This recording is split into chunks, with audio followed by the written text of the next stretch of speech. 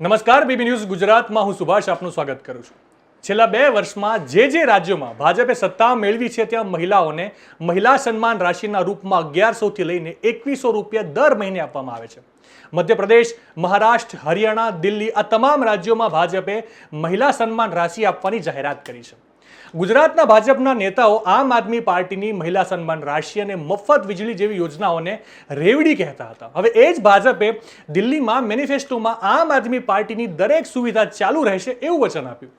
ગુજરાતમાં છેલ્લા 30 વર્ષથી ભાજપની સત્તા છે, પણ ગુજરાતમાં મહિલાઓને સન્માન રાશિ આપવામાં આવતી નથી।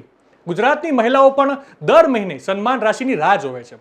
આમ આદમી પાર્ટી આ મુદ્દા પર સરકારને ઘણીવાર પહેલા પણ રજૂઆત કરી ચૂકી છે કે ગુજરાતી મહિલાઓને દર મહિને ₹3000ની સન્માન રાશિ આપવામાં આવે, 500 રૂપિયામાં ગેસ સિલિન્ડર આપવામાં આવે, મહિલાઓને બસની ફ્રી સુવિધા આપવામાં આવે। આ અંગે આમ આદમી પાર્ટીના જામજોધપુરના ધારાસભ્ય હેમંત ખવાએ વિધાનસભા ખાતે પ્રેસ કોન્ફરન્સના માધ્યમથી આ મહત્વપૂર્ણ મુદ્દા પર પોતાની વાત રજૂ કરી। વિગતે સાંભળીએ હેમંત ખવાને।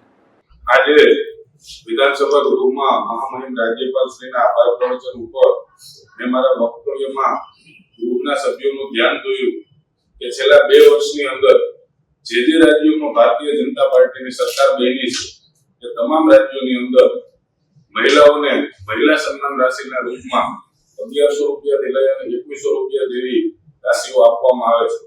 વાત ચાહે મધ્યપ્રદેશની હોય, મહારાષ્ટ્રની હોય, હરિયાણાની હોય કે દિલ્હીની હોય, આ તમામ રાજ્યોમાં જે ગુજરાતની અંદર ભારતીય જનતા પાર્ટીના નેતાઓ રેવડી કલ્ચર કહી અને જે વાતને તિલાંજલિ આપતા હતા, તે રેવડી કલ્ચરના આધાર ઉપર જ મહિલાઓને સન્માન રાશિ, ફ્રી વીજળી જેવી સુવિધાઓ ભારતીય જનતા પાર્ટીની સરકાર આપી રહી છે।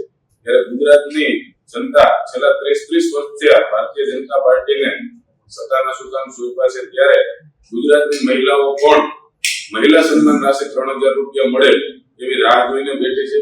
ત્યારે ગૃહમાં આ તકે અમે વિરોધ પક્ષ દ્વારા રજૂઆત કરી કે ગુજરાતની મહિલાઓને 3000 રૂપિયા મહિલા સન્માન રાશિ આપવામાં આવે, 500 રૂપિયામાં ગેસનું સિલિન્ડર આપવામાં આવે અને અન્ય સુવિધાઓ એસટી બસની અંદર મહિલાઓને ફ્રી આવવા જવાની સુવિધાઓ પૂરી પાડવામાં આવે એવી આજે ગૃહમાં માંગણી છે। નવા સમાચાર, નવી અપડેટ સાથે ફરી મળીશું। ત્યાં સુધી મને રજા આપશો। નમસ્કાર।